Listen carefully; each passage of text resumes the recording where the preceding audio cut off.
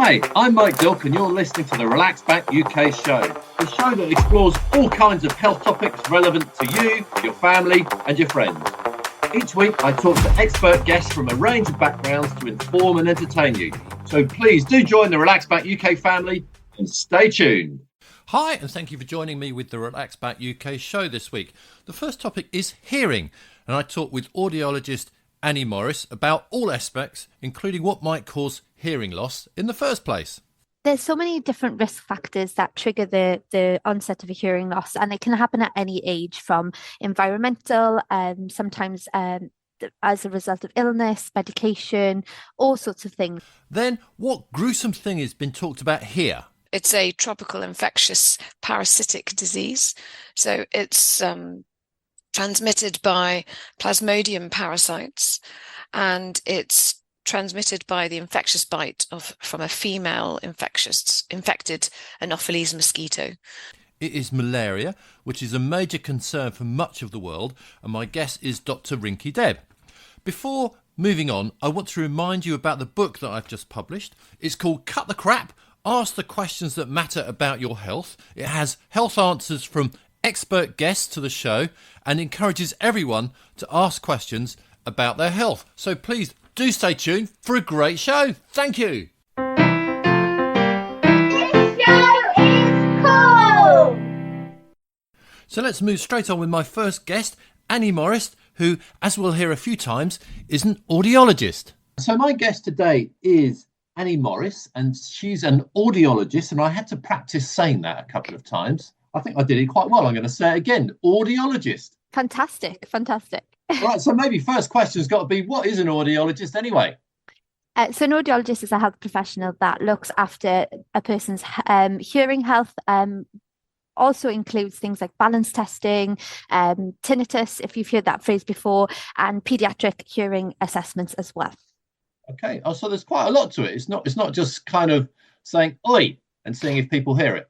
I mean, we can try with that. We start there and then go on from that point. But our ears are very small and complex. So, there's lots more to it than just our hearing. All right. So how do you check? Let's stay with hearing for the time being. Of course. How do you check someone's hearing in a slightly more sophisticated way than just going, oi, over here?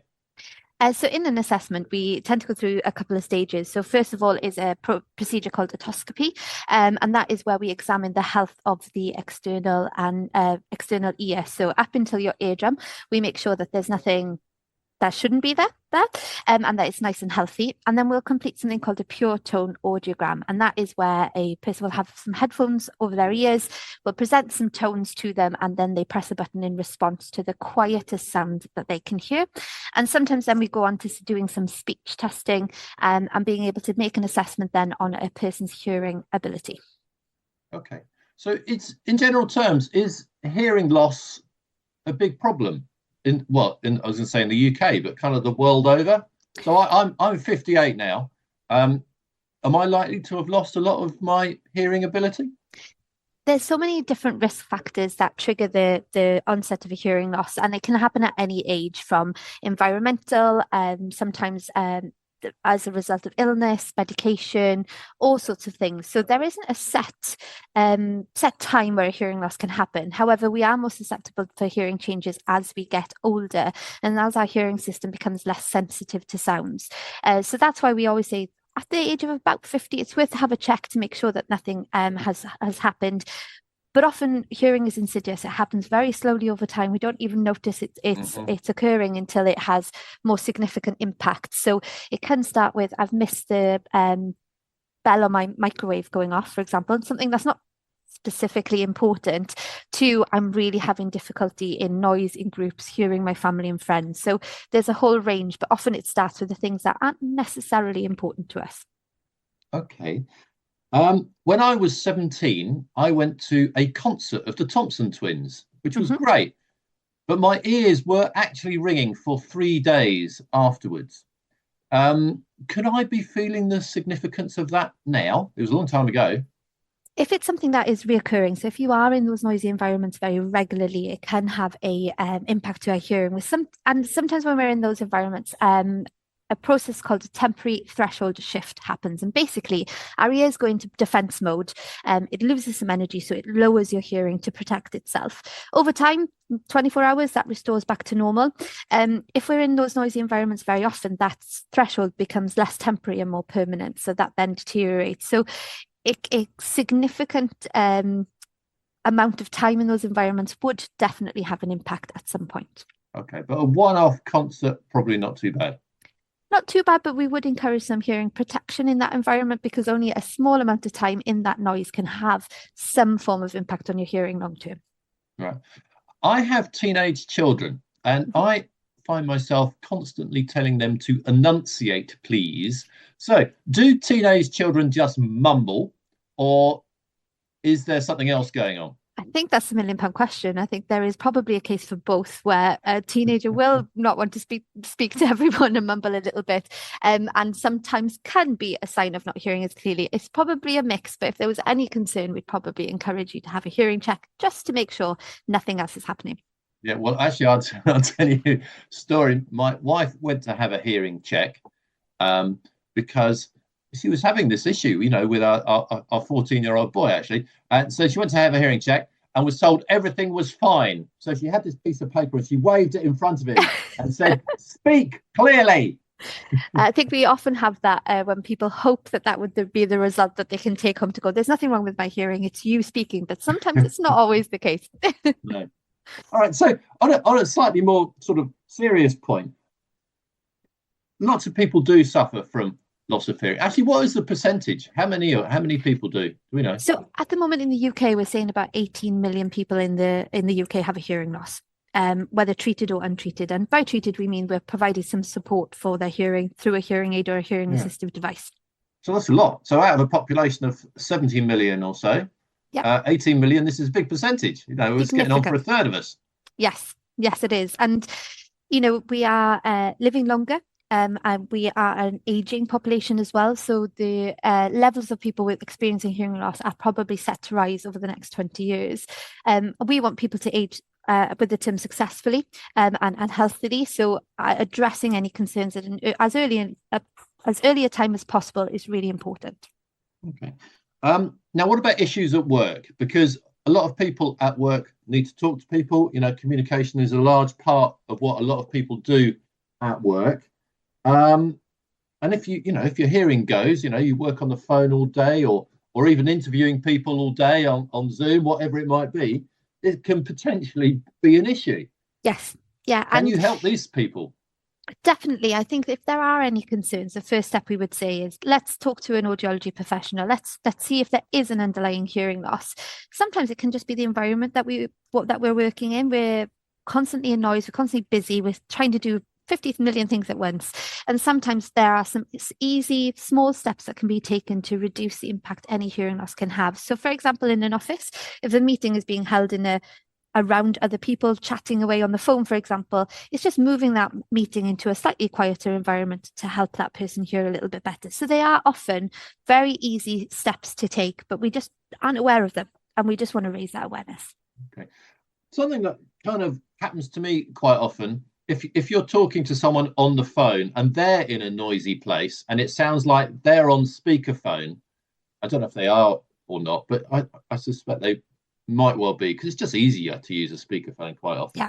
All this other noise comes in, and I find it really difficult to hear what they're saying. Is that a common complaint? It's probably one of the most common complaints, and probably the activity that triggers someone to go, I need to do something about my hearing. If we go back to when we used to be around dinosaurs, quite a long time ago, our hearing was developed as a fight or flight instinct. So it wanted to tell us. I'm not sure we were ever around dinosaurs. I don't think we coexisted. Maybe the odd woolly mammoth. Mammoth, maybe. Let's go mammoth then. So we wanted to make sure that we weren't being chased by a mammoth. Our hearing is a fight or flight instinct. Predominantly, that's why it was developed. And actually, when we're in a noisy environment, our brain is constantly searching those noises for anything that causes danger to us. So sometimes it can distract away from the conversation that we're having because it just wants to make sure that we are safe. So that's why it can cause a problem. What about hearing aids? Because I have noticed some of them, actually, they're pretty small now. Yeah, the technology in the last 10 years in hearing aids has been incredible, with some of the most latest models containing AI to be able to understand the environment around you to give you the best outcome. Some of the traditional, beige hearing aids that people always used to associate with hearing aids, they just don't exist any longer. They're very small, even behind the ear. They're rechargeable. They can stream your Bluetooth, stream things from your phone. They're super technologically advanced now, and really great to use. So they help a lot of people in the work environment, or all environments, I'm assuming. Yeah, definitely. And just having an app on your phone that can adjust and make changes to your hearing aid settings depending on your environment. We're all on apps for various things, so it doesn't pull attention to someone having a hearing aid, which helps with that stigma that we do find with hearing loss. Okay. I'm going to ask you in a moment if people are sort of concerned about this, or thinking, oh God, I'm not sure if my hearings are what they can do and a good resource to go to. But before that, I want to ask a very selfish question. At the start, you said audiologists deal with balance. Mm-hmm. That's one of the things you do. In the last year or so, I have started to.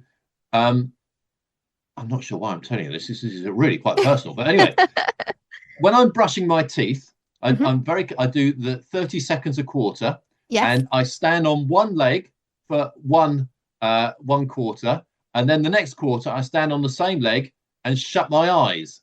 Right. And the idea behind this, I'm sure I think I heard this on Just One Thing on the radio with I can't remember, but anyway, that's what I'm doing, and I do that with my eyes open, my eyes shut on both sides. Is that likely to develop my balance, or is it just a bonkers thing to do? So our balance comes from three centers. So our feet, our eyes, and our ears. And how the information they give us tell us where we are away from the floor, where our head is in space, and where our head is from our shoulders. So actually, they all need to work together to give us good balance. But closing our eyes, for example, takes away one of those measures of balance, and actually is a good check to see that everything else is working. So is my foot detecting the floor well, and is my ears detecting my head to my shoulders well? And if we're remaining still, it's a good sign. All right. It is really difficult with your eyes shut. It is very difficult. I can only do a few seconds before I sort of have to grab onto the sink. Yeah, we're designed to have all three working together as best as possible. All right. Enough about me and my bizarre issues. Let's move on to so if people want some information or a good resource about hearing loss and possibly balance as well, where can they go? What can they have a look at? Probably a good website, something like that. Yeah, so if they search "It's Time to Talk About Hearing," they'll be able to see the Hearing Health Report that Specsavers launched this year that has all this information in there, along with some key facts and key resources as to what to do if there's any concerns. But if someone is having concerns about their hearing, they can pop into a Specsavers store, book online, do our online test even, just to check that there's any issues with their hearing. And if they come into store, they'll be able to be seen by one of our expert audiologists who will be able to guide them through the next steps for them. Good. All right. I think that sounds like potentially very useful for a lot of people, as you mentioned. A lot of people suffer from this. So, Annie, many thanks for chatting. Thank you very much. Dr. Rinky Deb is a malaria expert, and she works with Vestergaard, who make mosquito nets. My first question to her was, how many people suffer worldwide from malaria? If we look at the 2023 malaria report, and that's based on cases that have been reported, in 2022, so it's always working on data from the previous year, there are 249 million cases of malaria, of which 608,000 malaria deaths occurred across 85 countries across the world. So that's a bit of a backdrop to the malaria concern, as it were. So that's a lot of people. I'm sure there's kind of a gruesome top 10 list of killers. Where does it come in that list? Yeah, no, I think it comes within the top three, primarily because it affects so many children under 5, and pregnant women. It affects the economic ability for people. So, for example, if you've got malaria, that you can't go to work, and the absenteeism. So, yeah, it's quite a devastating disease. Okay, so a lot of people, a lot of us Brits, if we haven't travelled, we won't actually really know what it is. I'm sure most people have heard of it, but kind of Mm. what is it? What are the symptoms? What does it do to you? Yeah, sure. So it's a tropical infectious parasitic disease. So it's transmitted by Plasmodium parasites, and it's transmitted by the infectious bite from a female infected Anopheles mosquito. And every bite from an infected mosquito can translate in infection. So as you can imagine, the spread of malaria can be very rapid and yeah, left untreated, it could be obviously deadly. The primary symptoms that people think about and this is more related to people in those endemic areas, it's if you've got a high fever and severe headaches, chills, then you need to go and get yourself tested for malaria.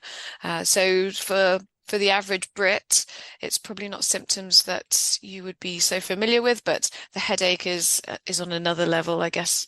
I've never compared migraine to malaria headache, but I think it would be probably in that sort of spectrum of quite debilitating headaches and fever at high levels that are not coming down unless you're treating the actual disease.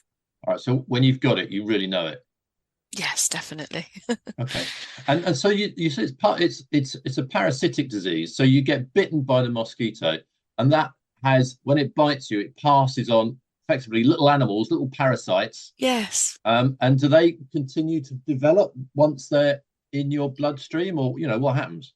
Yeah, so I mean, the life cycle of the parasite is a mixture of the human and taking the blood meal and parasites developing within the human, within the liver, and then also there are development stages within the mosquito. So one can't exist without the other. You can't have, for example, if you don't have any mosquitoes, you can't complete the transmission cycle for malaria, and equally, if yeah, I don't want to say this. Yeah, so if there's no humans, for example, then equally the malaria parasite can't complete its transmission cycle. There are some places where mosquitoes will take blood meals from animals, for example, but the transmission cycle that we're worried about is human to parasite, Right. human to mosquito.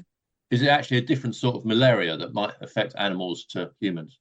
There are different species. There are particular species that are primarily associated with, for example,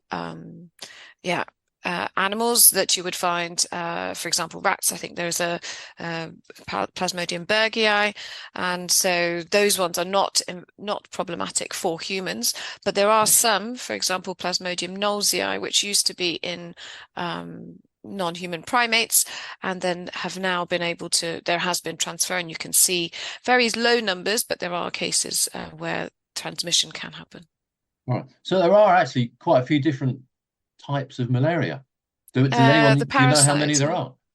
Yeah, so you've got Plasmodium falciparum, which is the primary strain and the one that's causing the most deaths. You've got Plasmodium ovale, vivax, and malaria. So those are the four. When people talk about malaria, they talk about those four species. But as I said, Plasmodium falciparum is the main species that is the most worrying. Okay. All right. Now, anyone who's gone on holiday, certainly to Scotland, in fact, most parts of the UK, if they're camping or hiking, will know full well that there are plenty of mosquitoes that will find you and bite you.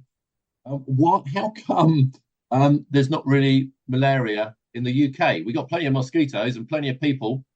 Yeah, definitely. So I think it's worth bearing in mind that it's only one particular family of mosquitoes. It's only Anopheline mosquitoes that are able to transmit malaria. I think a lot of the mosquitoes that are being that are biting people when you're camping in Scotland, to your example, they might be culisines or they might be other species that are not malaria transmitters. That said, though, climate change is playing a big role in enabling malaria to not just be a focalized disease in areas like South America or Africa or continent of Asia. So, for example, we do see a few, but not in the levels that you would consider a public health problem, cases across Europe, for example, and that is due to travel, economic movement of people and just the world that we live in today. Yeah. Okay. Well, so that leads on to kind of an interesting question. Is malaria creeping up from, southern Europe, where there are also plenty of mosquitoes? And is there a situation where actually it could get a bit closer to us, or even end up here? We're not at the stage where malaria is a public health problem in the UK. I think that there are very few cases that are detected, but they are usually from people that are traveling to areas and have contracted the disease whilst they're out there and to come back with symptoms. That said, as I said before about climate change, in the future, if we didn't do anything about it, it would potentially create the environment where you could see malaria in areas where it wasn't found before. Actually, I must admit, I did a little bit of digging before our chat, and I know a little knowledge is a very dangerous thing. But I saw this extraordinary example actually from the First World War, when a lot of troops came from the Balkans, where malaria was endemic. And then they were stationed in the Isle of Sheppey, which was very marshy, and there were a lot of mosquitoes. And they sort of had this localized problem of malaria. So a lot of the troops caught it abroad and then started to feel the effects here. And actually some of it was passed on to locals at that time, I think. I think today we're in a very privileged position in that whilst no healthcare system is perfect, but we do have a stronger healthcare infrastructure than, for example, countries in Africa, where if it did become an emerging threat, that there would be quite rapid and immediate reaction to that to ensure that malaria didn't become a larger public health problem.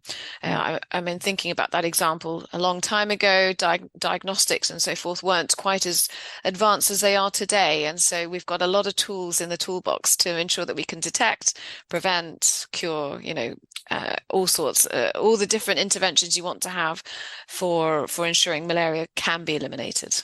Yeah. All right. What about in places where, it is a problem, and it is a public health issue, what kind of things do people do, do governments try and make happen to, because this kills thousands of people. What happens to try and sort of mitigate the effects? Yeah, so there is a clear program and as I mentioned before, there's a toolbox, so a suite of tools that we use to try and combat and eliminate malaria. So if you think about from the first stages that you want to prevent getting malaria overall. So there's a number of prevention tools out there. I work for Vestergaard, which is a net manufacturer, and we produce bed nets, and they are insecticide treated. They are there to kill the mosquito and to prevent and to cut down and break down that malaria transmission cycle. But there are other tools out there as well. So you're just talking avoid getting bitten in the first place. Yes, exactly. And then the other side of it is preventative chemotherapies. So, for example, certain times of the year when there's malaria being transmitted, people are getting medication as well to avoid themselves getting the infected with malaria. We've got the vaccine that's recently come out, not the silver bullet, but it's a new tool and it's welcomed into the fight. But then also if you've got malaria, you've got to have the right diagnostics in place and then have the therapeutics. And unfortunately, what we're seeing though is that both with the vector side and so vector control methods and with the drugs, we are seeing drug resistance and insecticide resistance, which is a problem and a hurdle that we're trying to get over together. You mentioned a drug just before the vaccine. You mentioned a drug that people can take to prevent getting bitten. No, it's an anti-malarial medicine that you take during times of high transmission, so that you wouldn't get malaria in that time. So it's a intervention called seasonal malaria chemotherapy. Because I've heard, okay, this is very anecdotal, of people taking things. I think it was garlic pills to try and stop mosquitoes biting you in the first place. So if mosquitoes don't like garlic, I can't imagine that working. But over to you. Do such things exist? I think that some of that evidence is yet to be proven. It's definitely not one of the interventions that I'd be putting my money on, that we need to all have more garlic. They may have health benefits to it, but There from could a be other malaria health benefits, yeah. yeah, malaria perspective, I wouldn't say that additional garlic will stop you from being bitten. Yeah. I mean, when I was a student and learning about malaria, they said something about cheesy feet, and mosquitoes were attracted to cheesy feet. That is a core example, but it's not something that you would say that stands true to everybody. And yeah. Okay. I mean, what they used to do, they would, in the good old days, they just blast everything with DDT, um, Yeah. which is actually pretty effective, I think, as far as stopping malaria, but produce lots of other issues. You know, DDT is highly toxic to us as well, all sorts of other things. Um, Now, you've mentioned insecticides, and in fact, treating bed nets with insecticides. Presumably, the technology has moved on somewhat. So indoor residual spraying, which is how DDT was used. So that meant that people went into somebody's house and they would spray all of their walls with DDT.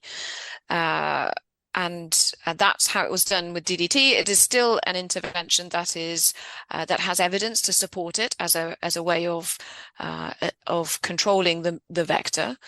But we've moved away from DDT. We're not using DDT anymore.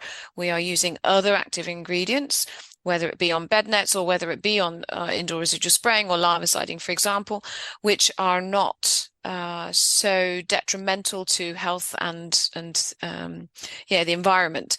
So at the moment we have a net that is pyrethroid, so deltamethrin, and another insecticide called chlorphenapir, so two AIs, and it's got a dual active action to it so that it can have a two-pronged approach at making sure the mosquito dies. If it's not dying with the first insecticide, it will die with the second.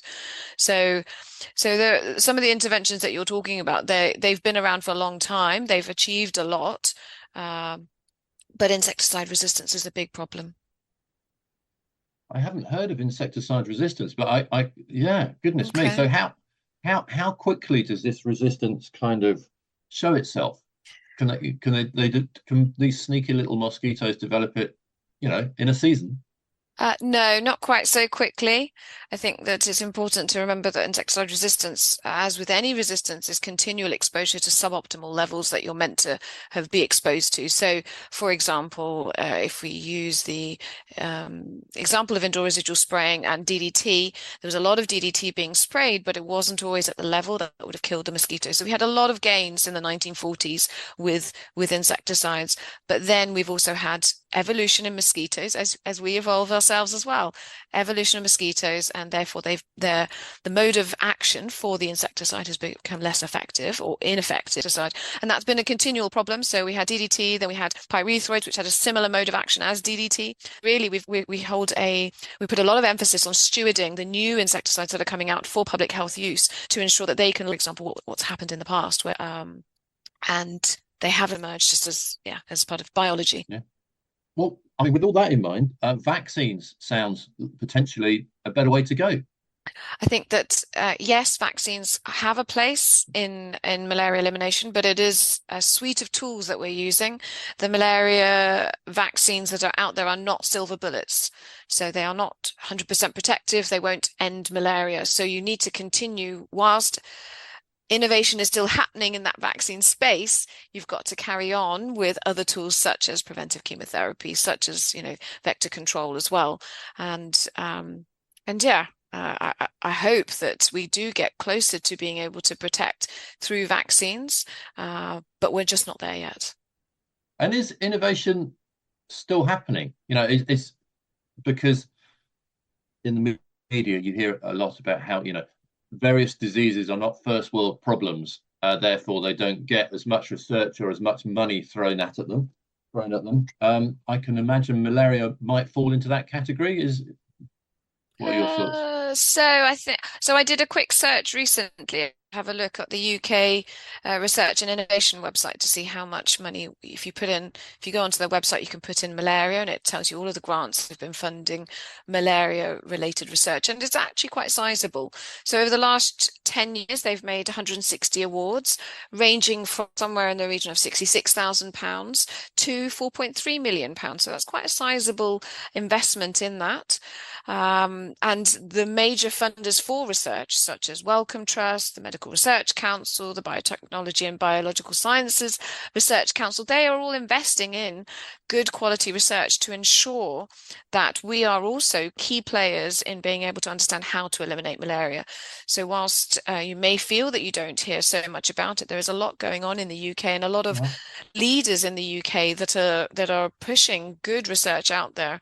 I mean, Mike, when we first started, you said, "Oh, am I associated with an academic facility?" I'm not, but I am both. We have 2 tropical schools in the UK. I'm very privileged to have attended both. So the London School of Hygiene and Tropical Medicine, the Liverpool School of Liverpool School of Tropical Medicine, both places are very invested in ensuring not only early research but also translational research to make sure it has the biggest impact. And I'm not going to stop with those 2 only. There's a lot of great work going on at Oxford, Imperial, Glasgow. There's a lot of universities across the UK that are investing in research for malaria elimination. Many years ago, my wife used to work at Imperial.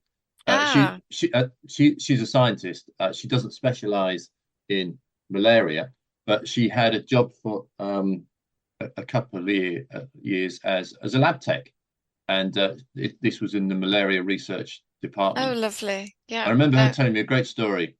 Probably shouldn't say this really, but they would move mosquitoes from lab to lab occasionally, and they would be given a container with mosquitoes in it, and they would go on the tube, and they would be given a spray can of insecticide should any of them break out.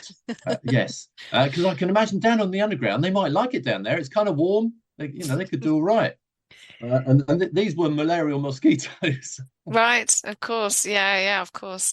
So, I mean, health and safety and ethics is a bit stronger, I think, nowadays. This so was it's a long not time so ago. easy. Yeah, it's not so easy nowadays.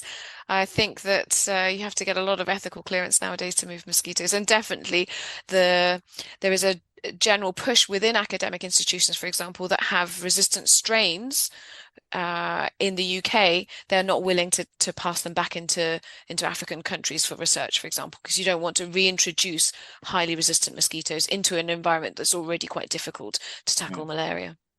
But anyway, essentially, there is research happening, and the research environment is alive and well. Yes. The figures you mentioned that have been invested seem quite high. Yes. Although modern research is extraordinarily expensive. So yeah, it remains to be seen whether it's enough, I suppose. There was a stat that came out, I think relatively recently. So globally, 1% of R&D health funding goes towards developing new tools to combat malaria, of which only 6% goes towards malaria R&D. And so it's a in vector control. So it's a difficult landscape. It's a competitive landscape. And I mean, I've mentioned the UK funders. It would be a disservice not to mention, for example, the Bill and Melinda Gates Foundation, and they invest quite a lot in malaria research. And that is, some of these universities, such as Imperial that you mentioned, they have received BMGF funding as well. So yeah, there are outside funders that support it, but there's still a lot to be done. And whilst evolution continues, what you think is a status quo may not be the case in a few years' time as well. Sure. All right. Let me finish with just a couple of questions more on getting more information. Really, if people have been listening to this and thinking, this is interesting stuff, I would like to find out some more. They might not be a scientist, but so they're looking for information that is accessible to all. I'd like to know where people could find something like that, and also if someone wants a scientific career and thinking, actually, I would like to do something in this world, in the world of malaria, that is useful, for mankind. Any advice for them? So two questions.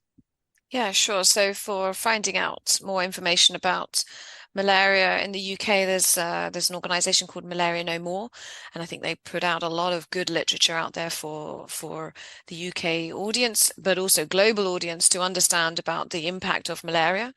There is always the World Health Organization. So if you go onto their website and pop in malaria, you'll be able to get some fact sheets that really do make sure it's information that anybody can access and understand. But also you could get, for example, the annual malaria report, which updates you on the progresses that were made last year, and you can go back a number of years.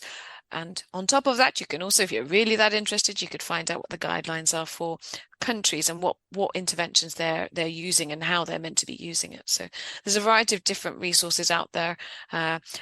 Places like the BBC and the Guardian, I'm sure you can search those sort of sources as well. But yeah, my go-to would probably be the World Health Organization and Malaria No More. And for people that want to pursue a career in, when you said that, it was a bit of a difficult question for me, because the malaria community is not just made up of researchers, it's made up of people that are making procurement decisions, that are, business analysts and whatnot as well. So if I can reflect on my own career, so I started off with a molecular biology degree, and I made sure that I was, I had the pleasure of studying and doing my master's at the London School of Hygiene and Tropical Medicine, and then moved on to do my PhD also at the Liverpool School of Tropical Medicine. So that pathway is one of the pathways you could pursue, but making sure that you have a good biology background, and then being able to be involved in those projects that are relevant and support you. So there's a lot of translation as well. So you don't always have to have worked on malaria. Actually, my PhD was on a different parasitic disease, but the knowledge is transferable to malaria. So yeah, I hope that piques some people's interests, and they'll continue to search more on careers in. No, I'm sure it will. So yes, that's excellent. So look, Rinky, thank you so much for taking the time to chat today. This is interesting and, very important stuff. So thank you. Thanks, Mike, for having me. Thank you very much to my guests on this week's show. And they were Annie Morris. She's an audiologist with Specsavers, and she was talking about hearing loss. And then Dr. Rinky Deb. She's an expert on malaria with Vestergaard, talking about malaria worldwide. And of course, a big thank you to you for listening, and have a healthy week. Until next week. Thanks for listening to the Relax Back UK show. Join me, Mike Dilk, again next week for more fascinating interviews and chat. If you're listening to the podcast version, please subscribe, like, and share it with your family and friends. And have a healthy week. Until next week.